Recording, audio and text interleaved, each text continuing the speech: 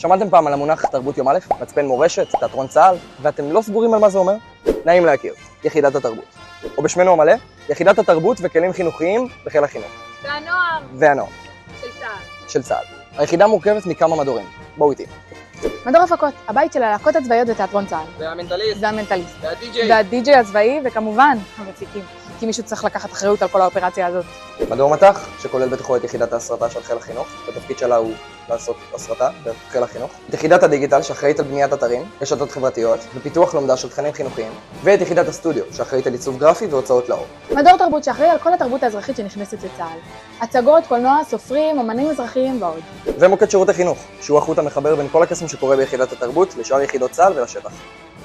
יחידת התרבות פועלת גם בחירום, ובימים הקשים האלו יותר מתמיד צה"ל זקוק לחיוך מדי פעם. בניית רוח לחימה דרך הרצאות, הופעות וחיזוקים לחיילים שלנו בחזית ובעורף היא המשימה במקום הראשון עבור יחידת התרבות. אז אנחנו